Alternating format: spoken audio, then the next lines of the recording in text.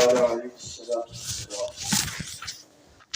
سبحان ربك رب العزة عما يصفون وسلام على المرسلين والحمد لله رب العالمين. اللهم صل على سيدنا محمد وعلى آل سيدنا محمد وبارك وسلم. اللهم صل على سيدنا محمد وعلى آل سيدنا محمد وبارك وسلم. اللهم صل على سيدنا محمد وعلى آل سيدنا محمد وبارك وسلم.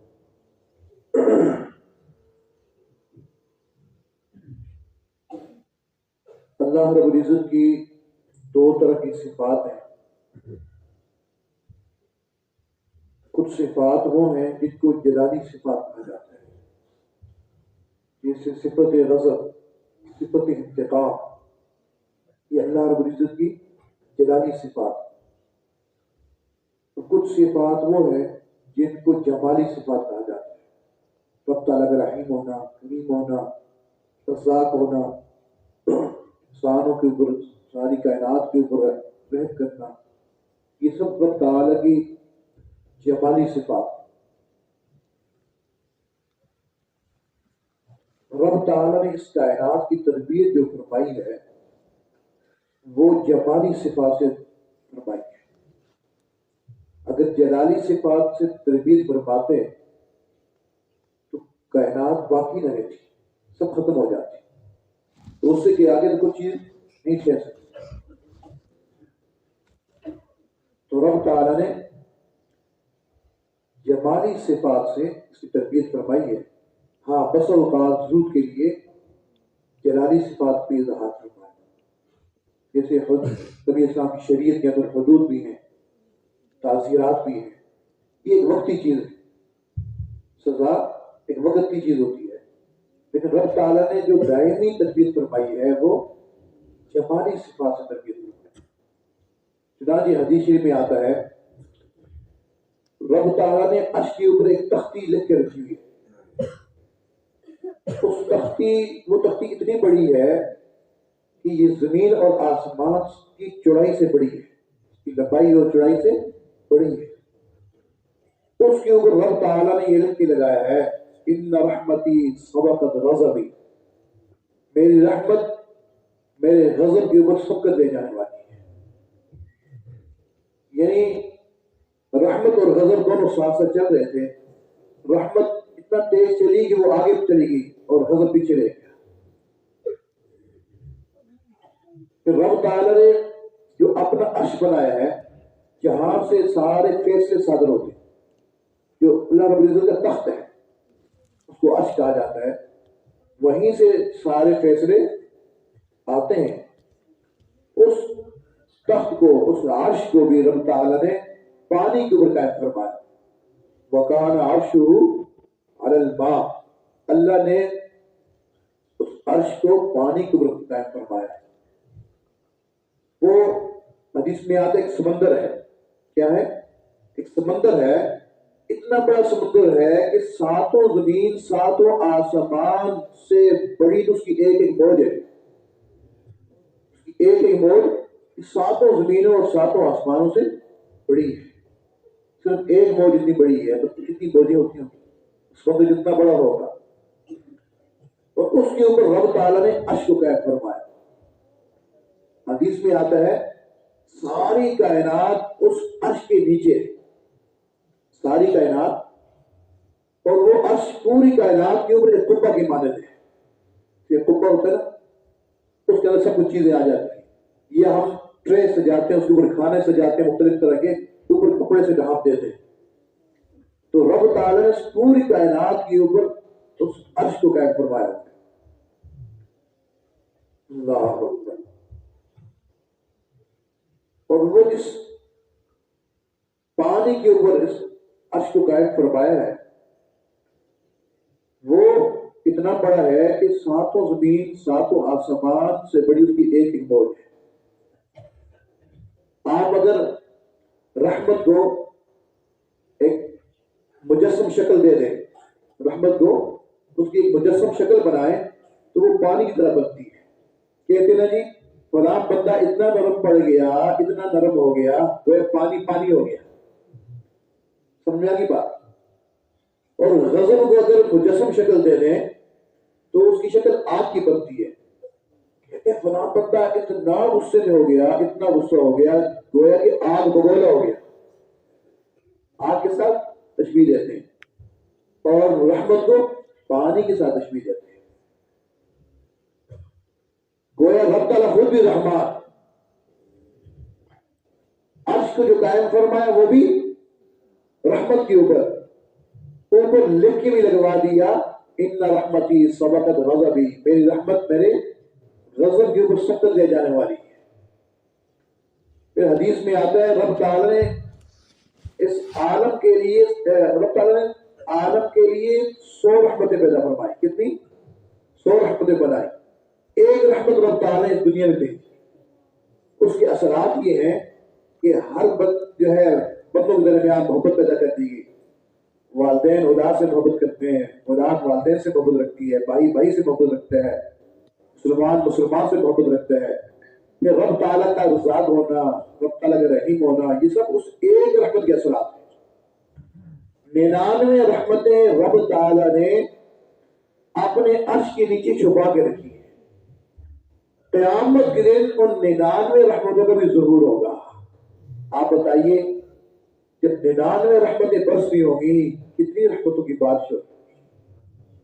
بلکہ حدیث میں آتا ہے معاشر کے میدان میں ایک وقت ایسا بھی آئے گا، اتنی رحمتوں کا نزول ہو رہا ہوگا کہ شیطان کو بھی امید لگ جائے گی کہ رب تعالیٰ میری بخشش فرما دے گا.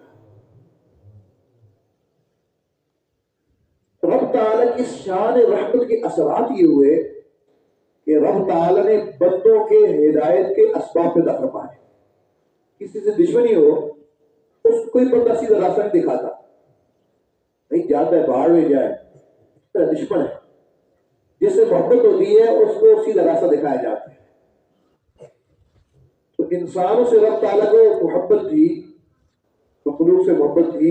رب تعالیٰ نے ایسے اسباب پیدا فرما دیے جس سے اس انسان کو سیدھا راستہ جو ہے مل جاتا ہے. ایسے مختلف اسباب پیدا فرمائے. ان اسباب میں سے سب سے بڑا سبب وہ ہے رب تعالیٰ کا انبیاء علیہ السلام کو اس دنیا میں بھیجنا. ہدایت کے اسباب میں سے سب سے بڑا سبب کیا ہے؟ انبیاء علیہ السلام کا دنیا میں آنا. انبیاء علیہ السلام تشریف لائے، انہوں نے آ کر انسانوں کو بتایا کہ انسانوں کی طرف زندگی کیسے گزاری جاتی ہے. اس لیے کہ انبیاء علیہ السلام جہاں تک ان کی تعلیم نہیں گئی، وہ لوگ تو ڈنگروں کی طرح، جانوروں کی طرح زندگی گزارتے تھے. صحابہ کرام کا وہ قافلہ جو حبشہ کی طرف ہجرت کر کے گیا تھا، پیچھے مشرکین مکہ کو پتہ لگ گیا کہ لوگ حبشہ کی طرف بھاگ گئے ہیں، چلو ان کو پکڑ کے لاتے ہیں. تو مشرکین کا وفد گیا بادشاہ نجاشی کے پاس حبشہ میں، یہ ہمارے لوگ ہیں، یہ ہم سے بھاگ کے آئے ہوئے ہیں، ان کو واپس کر دو. تو وہاں بادشاہ نے جعفر طیار رضی اللہ عنہ نے بلایا کہ آپ اپنا موقف بیان کرو کہ کیوں یہاں آئے، کیسے آنا ہوا، تم نے کیوں نئے دین کو اختیار کیا. تو جعفر طیار رضی اللہ عنہ نے لمبی چوڑی تقریر فرمائی اور اس نے فرمایا اے بادشاہ سلامت، ہمیں تو انسان بننا اس نبی نے سکھایا ہے. انسانیت کیا ہوتی ہے یہ تو ہمیں اس نبی نے سکھایا ہے. آپ کی تشریف آوری سے پہلے ہمیں تو حلال حرام کا پتہ نہیں ہوتا تھا، ہمیں جائز ناجائز کا پتہ نہیں ہوتا تھا. ہم تو ایک دوسرے کا خون پی جاتے تھے، راستوں میں خون پڑا ہوتا تھا، ہم اس کو چاٹ لیا کرتے تھے. اس نبی نے آ کر بتایا ہے کہ انسانوں کی طرح زندگی کیسے گزاری جاتی ہے. تو انبیاء علیہ السلام کا آنا اس دنیا میں اللہ کا سب سے بڑا انعام، اور ان میں سے بھی امام الانبیاء محمد الرسول اللہ صلی اللہ تعالی علیہ وسلم کے دنیا میں تشریف لانا یہ سب سے بڑا انعام ہے. آپ یہاں پہ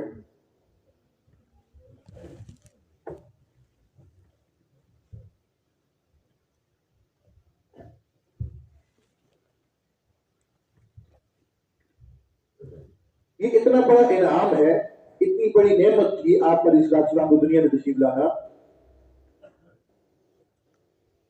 کہ آپ علیہ السلام کو جب بھیجا رب تعالیٰ نے دنیا میں تو رب تعالیٰ کو بھیجتے ہوئے مزہ آیا، اتنا مزہ آیا کہ رب تعالیٰ نے لوگوں کے اوپر احسان دلایا۔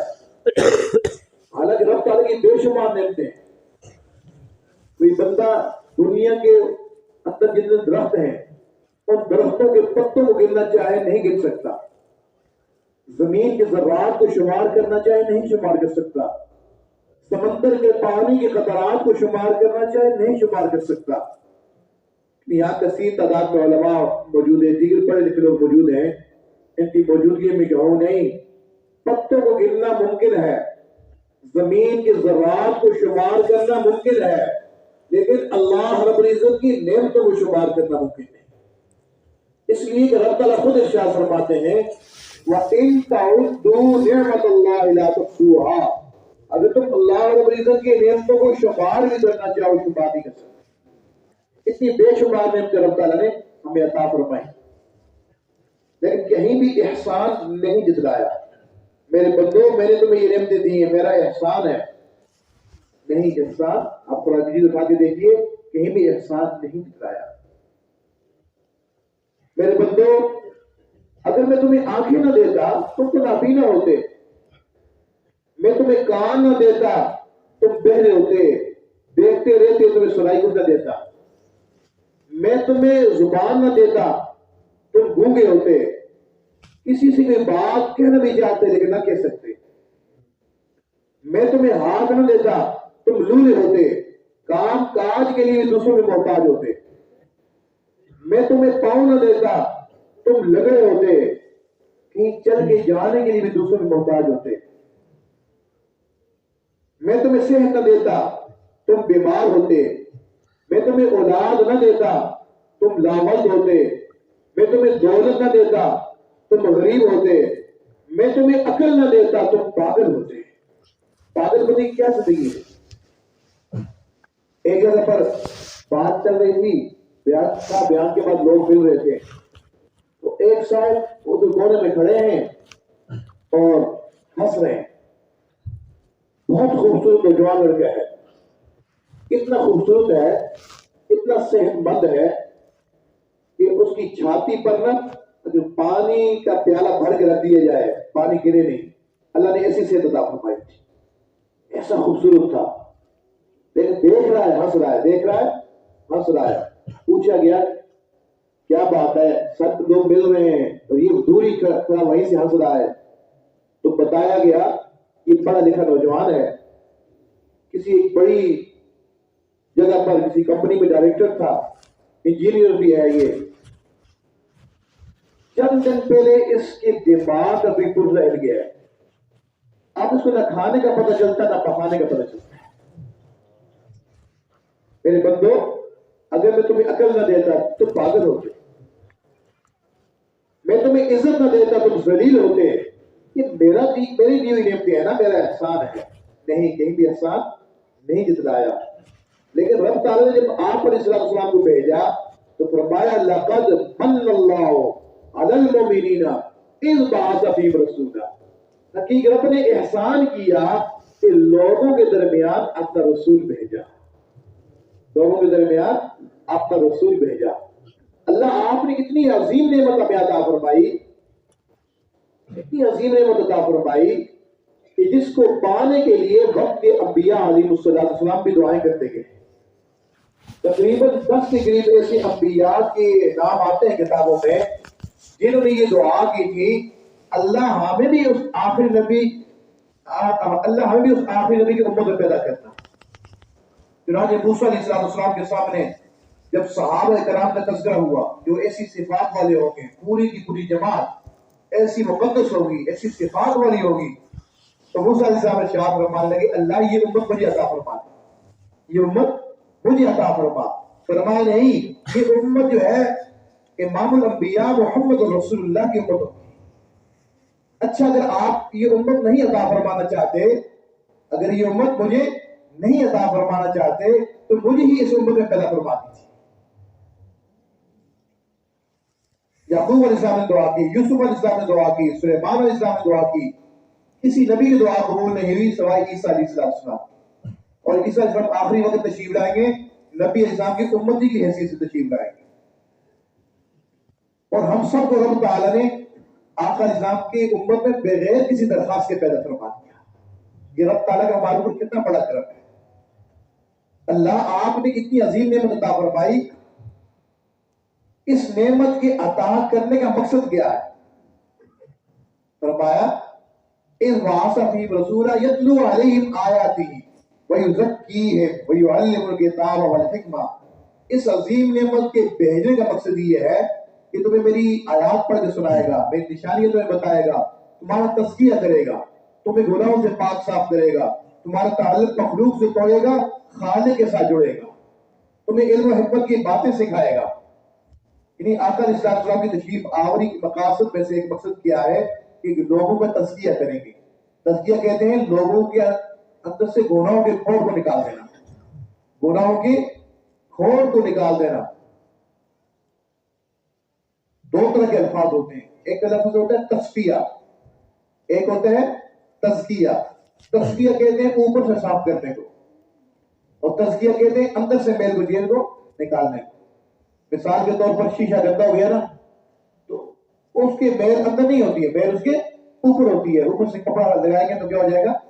صاف ہو جائے گا. لیکن جو کپڑا ہوتا ہے اس کے اندر میل گجیل ہوتی ہے، آپ بادل سے صاف نہیں ہوتا، اس کو رگڑ دینے پڑتے ہیں اندر سے، جو ہے صابن کے ذریعے، برش کے ذریعے، دیگر کیمیکل کے ذریعے اس کے اندر سے میل گجیل کو نکالنا ہوتا ہے.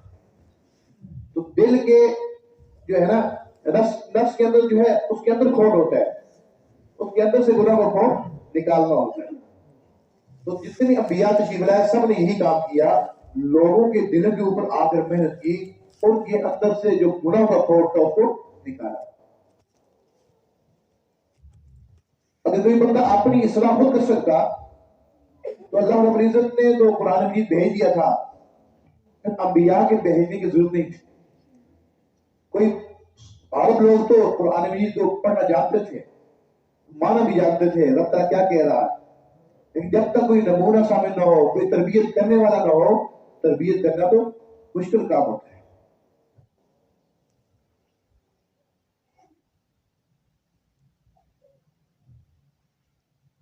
اس کے لیے ایسی بندے کی ضرورت ہوتی ہے جس نے اپنا تزکیہ خود کروایا.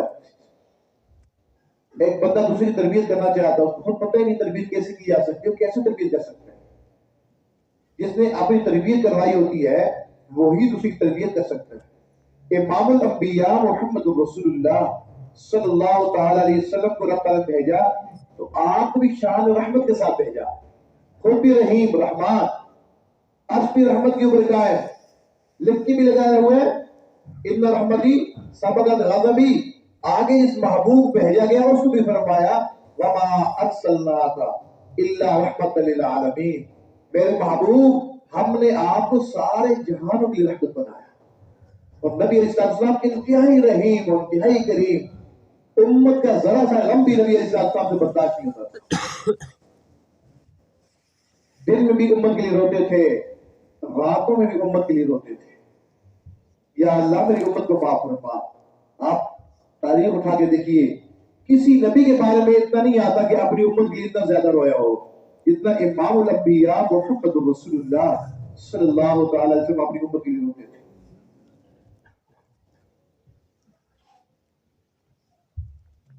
ادھر قافلے کے ساتھ واپس تشریف لا رہے، ایک جگہ پڑاؤ کیا اور بیٹھے، ایک جگہ بیٹھ کے دور میں نماز پڑھ کے اللہ کے حضور دعاؤں میں مشغول ہو گئی. یا اللہ میری امت کو معاف فرما دینا، اللہ میری امت کو عذاب نہ دینا. دعائیں فرما رہے ہیں، ساروں قطار رو رہے ہیں، آنکھوں سے آنسو نکل رہے ہیں، آپ کی داڑھی اوپر کو تر کرتے ہوئے زمین کے اوپر گر رہے ہیں، انتہائی گریہ ہے، آوازاری کر رہے ہیں. کافی دیر گزر گئی، اتنے میں سامنے سے ایک پرندہ ہے چھوٹا سا، وہ اڑتا ہوا آتا ہے، آپ السلام کے سامنے بیٹھتا ہے، آپ کو دیکھتا ہے، آوازیں نکالتا ہے. جب وہ آپس ہم اس طرح متوجہ ہوتے ہیں تو وہ آپ کے سامنے سے ایک دو ریت کے ذرے اٹھاتا ہے، پھر اڑ جاتا ہے، جا کر قریب کوئی نالا دریا پہ